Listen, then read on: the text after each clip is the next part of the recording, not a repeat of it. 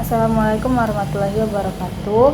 Perkenalkan, nama saya Ayu Umaroh dengan NIM 21108520118. Pada hari ini saya akan mempresentasikan hasil dari penelitian saya yang berjudul Strategi Geoekonomi Tiongkok di Nepal dalam konteks rivalitas Sino-India 2020-2024. Udah langsung saja pada latar belakang. Pasca Perang Dingin, tatanan internasional banyak mengalami perubahan dengan menurunnya unipolaritas dan berkembangnya tren multipolaritas, di mana Tiongkok muncul sebagai salah satu rising power yang tumbuh dan berperan penting dalam ekonomi dan pembangunan global.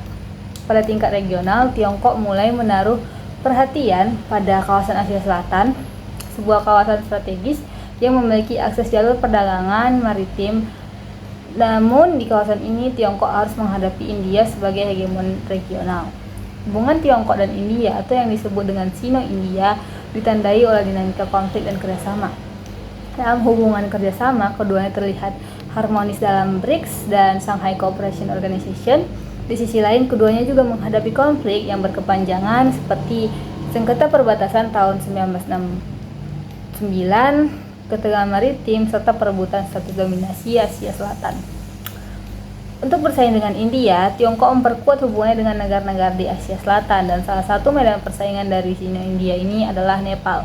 Nepal merupakan zona penyangga vital bagi kedua negara ini karena terletak di antara Tiongkok dan juga India. Nepal merupakan negara yang memiliki kedekatan historis dengan India. Baik Tiongkok maupun India sama-sama berusaha untuk memperkuat posisinya di Nepal melalui pemberian bantuan di berbagai sektor. Maka dari itu, rumusan masalah dari penelitian ini yaitu persaingan antara Tiongkok dan India di Asia Selatan telah memicu ketegangan, terutama dengan aktivitas Tiongkok yang semakin besar di Nepal. India sebagai hegemoni regional menganggap kehadiran Tiongkok di Nepal sebagai sebuah ancaman pada zona pengaman keamanannya. Di sisi lain, Nepal terus menavigasi tindakan penyeimbang antara dua kekuatan ini untuk menghindari sebuah keberpihakan pada salah satunya.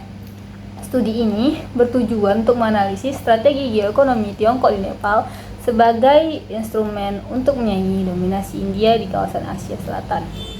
Dan berdasarkan rumusan masalah tersebut, peneliti menarik sebuah pertanyaan penelitian, yaitu bagaimana strategi Tiongkok dalam mempertahankan posisinya di Nepal dalam konteks rivalitasnya dengan India. Adapun tujuan dari penelitian ini untuk menganalisis strategi Tiongkok dalam memperkuat posisinya di Nepal untuk dapat menyaingi status dominasi India di kawasan Asia Selatan. Adapun manfaat dari penelitian ini, secara akademis, penelitian ini akan dapat menambahkan pemahaman dan perspektif baru bagi akademisi, terkhususnya untuk mahasiswa hubungan internasional, tentang bagaimana strategi yang dilakukan oleh Tiongkok untuk menghadapi persaingan geopolitik dengan India. Dan secara akademis, penelitian ini bermanfaat untuk menjadi pertimbangan bagi para pengambil kebijakan di Indonesia untuk memutuskan kebijakan luar negeri atau strategi untuk memanfaatkan alat ekonomi dalam kepentingan geopolitik. Untuk menyempurnakan penelitian ini, peneliti mengacu pada sejumlah bahan bacaan yang kredibel, yaitu pada kajian pustaka ini terdapat 5 artikel, yaitu The India-China Bilateral Relationship, A Serious and Enduring Rivalry oleh Alan Bromfield, China and India Upward Ascent yang ditulis oleh Shashank Joshi, Geopolitical Rivalry of Global Power in Nepal and Impact Analysis yang ditulis oleh Praska Bista, Carved in the Indian-China Rivalry, Policy Option for Nepal oleh Pramod Joiswal, China's Regionalism, Foreign Policy in China, Indian Relation in South Asia oleh Carla Freeman. Selanjutnya adalah kerangka konsep. Dalam penelitian ini, peneliti menggunakan konsep geoekonomi berdasarkan dari sebuah buku yang berjudul War by Other Means, Economic and Statecraft yang ditulis oleh Robert D. Blackwell dan Jennifer Harris, di mana mereka menjelaskan bahwa geoekonomi merupakan penggunaan instrumen ekonomi untuk mempromosikan atau mempertahankan kepentingan nasional serta menghasilkan geopolitik yang menguntungkan dan menciptakan dampak tindakan ekonomi suatu negara terhadap tujuan geopolitik negara lain. Di mana Blackwell dan Harris menjelaskan bahwa tidak semua negara setara dalam kemampuannya untuk memproyeksikan kekuatan geopolitik. Terdapat ciri-ciri struktural tertentu atau yang disebut dengan endowment geoekonomi yang dimiliki negara untuk dapat menentukan seberapa efektif suatu negara dalam menggunakan alat-alat geoekonominya. Yang pertama adalah kemampuan suatu negara untuk mengarahkan dan mengendalikan investasi keluar. Yang kedua adalah karakteristik pasar domestik suatu negara, ukuran prospek pertumbuhan, keterbukaan terhadap impor dan persaingan asing yang dapat digunakan negara secara koersif maupun bersahabat untuk mendukung tujuan kebijakan luar negeri. Yang ketiga adalah kemampuan suatu negara untuk mempengaruhi arus komoditas energi baik sebagai produsen, konsumen maupun sebagai pengontrol dari transitnya. Yang keempat adalah sentralitas suatu negara atau posisi yang relatif tinggi dalam sistem keuangan global. Adapun 7 alat geoekonomi yang dapat digunakan oleh negara sebagai instrumen untuk menghasilkan geopolitik yang menguntungkan tersebut yaitu sebagai berikut. Yang pertama ada trade policy, investment policy, economic sanction, cyber, economic assistance, financial and monetary policy, dan yang terakhir adalah national policies governing energy and commodities. Selanjutnya, adapun metode penelitian yang digunakan peneliti dalam penelitian ini yaitu jenis dan pendekatan penelitiannya adalah deskriptif kualitatif. Batasan penelitiannya dari tahun 2020 hingga 2024. Teknik pengumpulan data menggunakan metode studi kepustakaan dan menggunakan data sekunder, dan teknik analisisnya berdasarkan teknik dari John W. Kurzweil, yaitu organisasi data, membaca data, lalu coding, identifikasi tema, representasi, dan interpretasi makna data. Dalam penelitian ini, unit analisisnya adalah Tiongkok, unit eksplanasinya adalah kepentingan Tiongkok, Asia Selatan, level analisisnya adalah sistem internasional. Selanjutnya, sistematika penulisan dalam penelitian ini yang pertama yaitu bab 1 berisikan pendahuluan, bab 2 yaitu geoekonomi sebagai kebijakan strategi Tiongkok, bab 3 adalah kepentingan Tiongkok di Asia Selatan, bab 4 adalah strategi geoekonomi Tiongkok di Nepal dalam rivalitas Sino-India, bab terakhir yaitu berisikan penutup.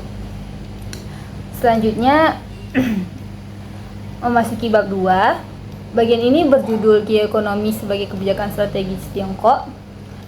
Yang pertama adalah geoekonomi dalam kerangka kebijakan luar negeri Tiongkok. Tiongkok merupakan negara yang memanfaatkan kekuatan ekonominya untuk mencapai kepentingan geopolitik. Melalui pendekatan geoekonomi, Tiongkok telah memperluas pengaruh ekonominya seperti dengan perjanjian perdagangan dan mekanisme keuangan serta menghindari penggunaan kekuatan militer. Tiongkok sendiri telah melalui berbagai tahapan dan perubahan kebijakan ekonomi di setiap era kepemimpinannya yang secara bertahap mulai mengintegrasikan kebijakan ekonomi ke dalam strategi politiknya. Pendekatan geoekonominya sendiri mulai terintegrasi dalam kerangka kebijakan Tiongkok itu sejak memasuki era kepemimpinan Xi Jinping. Pada era ini, Tiongkok mulai menggunakan instrumen ekonomi untuk mencapai ambisi geopolitik dan pengaruh global, di mana peresmian inisiatif BRI di era kepemimpinan Xi Jinping pada tahun 2013 merupakan salah satu langkah besar dalam perubahan ini. Selanjutnya, itu penerapan geoekonomi Tiongkok di Asia Selatan. Penerapan geoekonomi Tiongkok di kawasan Asia Selatan merupakan sebuah mekanisme keuangan strategis untuk perluasan pengaruh regionalnya, seperti melalui pembangunan infrastruktur, kemudahan perdagangan. Tiongkok menjalin kerjasama dan keterlibatan pembangunan di kawasan Asia Selatan melalui proyek-proyek BRI, serta melalui pemberian pinjaman lunak dan pinjaman tak bersyarat dari AIIB. Selanjutnya adalah India sebagai tantangan bagi Tiongkok. Sebagai respon atas perluasan pengaruh Tiongkok di Asia Selatan, India itu mengadopsi kebijakan neighborhood first yang bertujuan untuk memprioritaskan hubungan diplomatik dan ekonominya dengan negara-negara tetangganya. Kebijakan ini mengupayakan perkuatan hubungan regional melalui bantuan pembangunan, investasi infrastruktur, dan konektivitas strategis untuk bersaing dengan proyek-proyek yang dirancang oleh BRI. India juga meluncurkan inisiatif Security and Growth for All in the Region yang menekankan keamanan maritim dan pembangunan regional di Samudra Hindia. Selain itu, penolakan India terhadap BRI juga merupakan tantangan signifikan terhadap strategi geoekonomi Tiongkok. Selanjutnya yaitu bab 3 yang berjudul Kepentingan Tiongkok di Asia Selatan. Pada bab ini akan berisi pemaparan tentang kepentingan-kepentingan yang ingin dicapai Tiongkok di Asia Selatan, termasuk posisi strategis Nepal bagi Tiongkok dan juga bagaimana posisi strategisnya dalam persaingan Sino-India. Yang pertama adalah potensi geografis dan sumber daya Asia Selatan bagi Tiongkok. Lokasi geografis Asia Selatan menawarkan koridor ekonomi dan pengaruh politik bagi Tiongkok. Asia Selatan terletak di pertemuan jalur laut internasional dan jalur darat yang menghubungkan Timur Tengah, Asia Tengah, dan Asia Tenggara. Tidak hanya memiliki posisi geografis dan sumber daya alam strategis, Asia Selatan juga memiliki sumber daya manusia yang besar yang bernilai strategis bagi ekonomi dan perdagangan global. Asia Selatan merupakan salah satu sumber utama impor mineral untuk memasuk ke sektor industri dan energi hijau yang berkembang pesat di Tiongkok. Selanjutnya yaitu posisi strategis Nepal bagi Tiongkok. Nepal memiliki posisi strategis yang semakin penting bagi Tiongkok di kawasan Asia Selatan, yang salah satunya dipengaruhi oleh letak geografisnya yang berada di antara Tiongkok dan India. Kepentingan Tiongkok di Nepal sebagian besar didorong oleh perhitungan geopolitik dan dengan kehadirannya yang semakin dalam di Asia Selatan, Tiongkok berusaha untuk mengimbangi pengaruh tradisional India di wilayah Himalaya dengan berinvestasi di infrastruktur dan ekonomi Nepal. Kepentingan Tiongkok lainnya terhadap Nepal juga tidak jauh dari posisi geografisnya yang strategis sebagai pintu gerbang bagi Tiongkok ke Asia Selatan. Posisi yang terkurung daratan membuat Nepal bergantung pada pelabuhan India untuk perdagangan. Potensi strategis Nepal bagi Tiongkok juga dipengaruhi oleh kekhawatiran keamanan, yaitu terkait masalah Tibet. Nepal berbagi perbatasan panjang dengan daerah otonomi Tibet, yang mana itu merupakan hal yang sensitif bagi Tiongkok, sehingga memastikan kestabilan politik Nepal dalam pengendalian pergerakan pengungsi Tibet juga merupakan elemen penting dalam strategi Tiongkok. Selanjutnya adalah posisi strategis Nepal bagi India. Nepal memegang posisi strategis yang sangat penting bagi India. Hal ini dipengaruhi oleh kedekatan budaya, hubungan sejarah, dan kedekatan geografis. Nah, secara politik, Nepal berfungsi sebagai negara penyangga antara India dan Tiongkok untuk mengurangi gesekan langsung di perbatasan Himalaya, sehingga stabilitas Nepal menjadi komponen kritis dalam kebijakan lingkungan tetangga India. Perjanjian Perdamaian dan Persahabatan India-Nepal tahun 1950 menjadi fondasi kerjasama politik yang erat antara kedua negara ini. Aspek keamanan mungkin yang paling krusial dalam nilai strategis Nepal bagi India. Selanjutnya adalah posisi Nepal dalam rivalitas Sino-India. Nepal menempati posisi strategis di antara dua kekuatan besar Asia, yakni Tiongkok dan India, dan hal itu menjadikan Nepal sebagai salah satu medan persaingan antara Tiongkok dan India. Secara historis, baik Tiongkok maupun India berusaha memperluas pengaruh di Nepal untuk mengamankan perbatasan utara dan selatan. Sejak Perang Sino-India 1962, Nepal semakin terseret dalam persaingan keamanan dan diplomasi antara kedua raksasa ini. Dengan demikian, Tiongkok terus mengupayakan pendekatan strategis, yakni melalui strategi ekonomi untuk memperkuat posisi di Nepal dan dapat memperoleh kepentingan strategisnya. Selanjutnya yaitu bab 4 yang berjudul Strategi Geoekonomi Tiongkok di Nepal dalam rivalitas Sino-India. Yang pertama adalah analisis terkait endowment geoekonomi yang dimiliki oleh Tiongkok berdasarkan yang dikemukakan oleh Blackwell dan Harris. Yang pertama yaitu endowment geoekonomi yang terletak pada kemampuan negara dalam mengarahkan atau mengendalikan investasi keluar. Tiongkok memiliki endowment ini dikarenakan Tiongkok dapat mengendalikan investasi melalui lembaga-lembaga seperti China Investment Corporation, dan juga bank-bank milik negara seperti China Development Bank dan juga Bank Ekspor Impor Tiongkok. Kontrol negara Tiongkok atas lembaga-lembaga ini memungkinkan Tiongkok untuk dapat menggunakan alat geoekonomi seperti investment policy dan ekonomi asisten dengan lebih efektif dalam upayanya untuk memperkuat posisinya di Nepal. Selanjutnya adalah endowment geoekonomi, ya, dari karakteristik pasar domestik suatu negara yang memberikan pengaruh signifikan dalam hubungan internasional. Tiongkok memiliki lebih dari 1,4 miliar konsumen dan PDB kedua terbesar setelah Amerika Serikat, dan juga memiliki ukuran pasar dan daya tawar yang sangat besar. Perusahaan dan pemerintahan asing jadi sangat termotivasi untuk mempertahankan hubungan yang menguntungkan dengan Tiongkok untuk mengamankan akses ke konsumen Tiongkok dan juga mengamankan hubungan ekonomi yang berkelanjutan dengan Tiongkok. Endowment ini menunjukkan bahwa Tiongkok dapat maksimalkan penerapan trade policy dalam strategi ekonominya di Nepal. Selanjutnya yaitu endowment yang ketiga, di mana Tiongkok dalam praktik ekonominya juga memiliki kelebihan, yaitu memiliki kemampuan untuk mempengaruhi aliran komoditas dan juga energi global melalui kemampuan monopoli, monosponi, dan penguasaan jalur distribusi. Status Tiongkok sebagai salah satu konsumen energi terbesar di dunia menunjukkan daya belinya yang besar meskipun Tiongkok belum menjadi sebuah monosponi secara global. Selanjutnya, Tiongkok memegang posisi monopoli di pasar rare earth element global yang merupakan bahan yang sangat penting untuk elektronik canggih, perangkat keras militer, dan teknologi energi hijau. Endowment ini akan memberikan kemudahan pada Tiongkok untuk melakukan strategi geoekonomi dengan alat National Policy Governing Energy dan Commodities. Yang keempat adalah sentralitas yang dimiliki suatu negara dalam sistem keuangan global.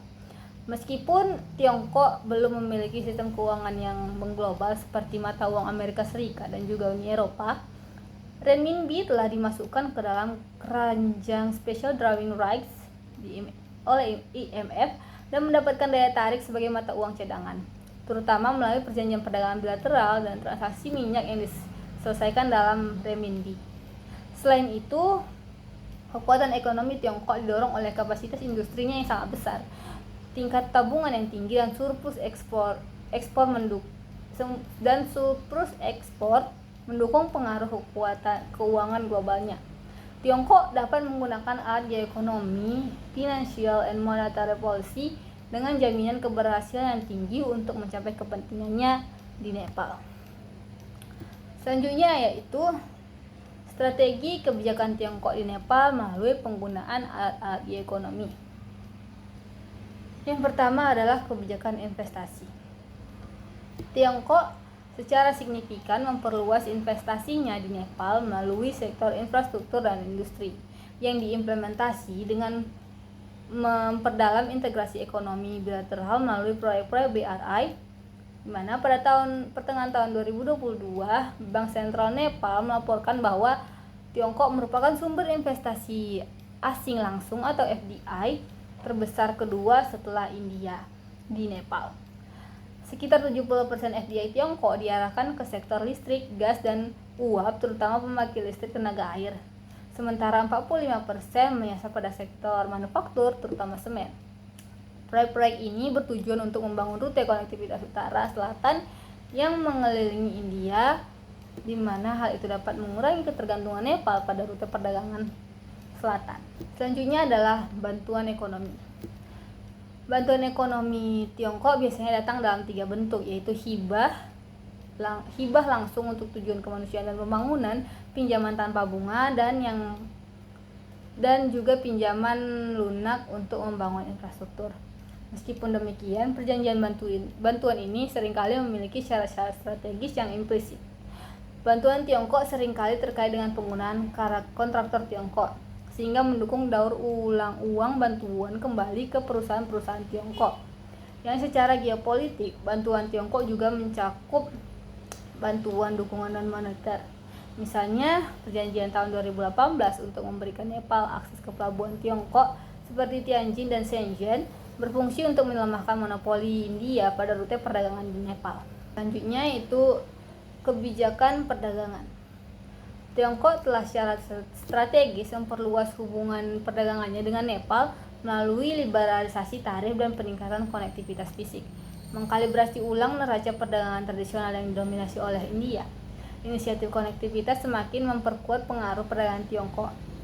Dalam perjanjian tahun 2018 yang memungkinkan Nepal memiliki akses ke 4 pelabuhan laut Tiongkok dan 3 pelabuhan laut, memberikan Kathmandu atau Nepal sebuah alternatif strategis untuk koridor transit dari India.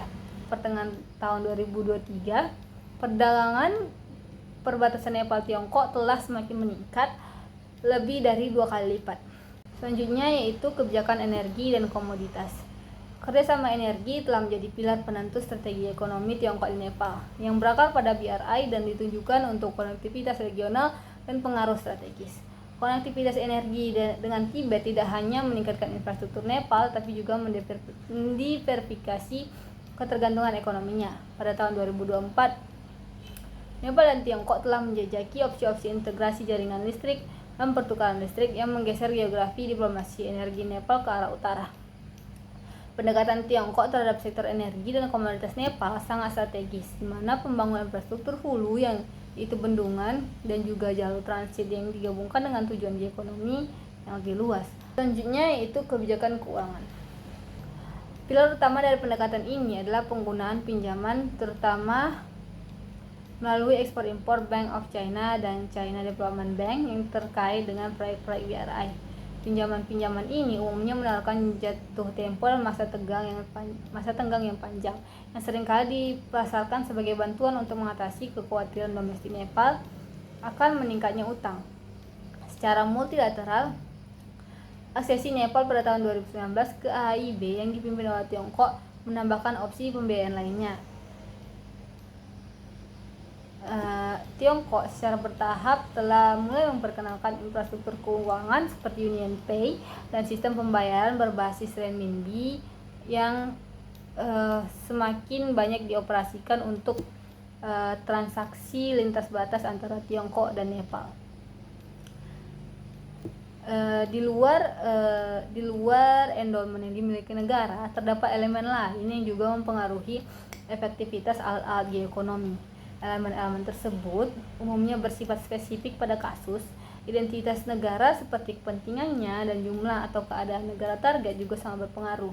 Sehingga dalam menganalisis kasus ini, peneliti menemukan hanya 5 dari 7 alat geoekonomi yang dapat dimanfaatkan secara maksimal oleh Tiongkok di Nepal. Ketiadaan strategi dengan alat economic sanction dan juga cyber dikarenakan penggunaan kedua alat ini lebih bersifat koersif dan dapat menghasilkan keadaan yang bertentangan dengan kepentingan dan citra Tiongkok. Selanjutnya adalah bab 5 yaitu penutup. Kesimpulan dari penelitian ini adalah dalam upayanya untuk mengurangi hegemoni India, Tiongkok menerapkan strategi geoekonomi dengan memanfaatkan lokasi geografis dan kerentanan strategis Nepal. Untuk memajukan tujuannya, Tiongkok menggunakan beberapa alat geoekonomi yaitu kebijakan investasi, bantuan ekonomi, insentif perdagangan, kerjasama energi, dan diplomasi keuangan. Meskipun Nepal masih berada pada posisi netral, kedekatan hubungannya dengan Tiongkok telah berhasil mengurangi ketergantungannya pada India dan secara bersamaan dapat melemahkan hegemoni regional India di Asia Selatan. Adapun saran dari peneliti terhadap penelitian ini yaitu dalam pengimplementasian strategi geoekonomi di Nepal, Tiongkok harus menganalisis dengan cermat tindakan dan perilaku strategis India yang dapat mengancam tujuan jangka panjangnya di Asia Selatan. Adapun saran untuk penelitian selanjutnya, para peneliti dapat mengeksplorasi bagaimana pendekatan geoekonomi Tiongkok dan Nepal mempengaruhi kebijakan luar negeri, baik bagi Nepal dan juga India, termasuk bagaimana hal itu dapat membentuk kembali dinamika trilateral antara Tiongkok, India, dan juga Nepal. Demikianlah presentasi dan penyampaian yang dapat saya sampaikan. Saya sangat terbuka terhadap saran dan juga pertanyaan-pertanyaan dari teman-teman sekalian. Saya sudahi dengan Assalamualaikum warahmatullahi wabarakatuh.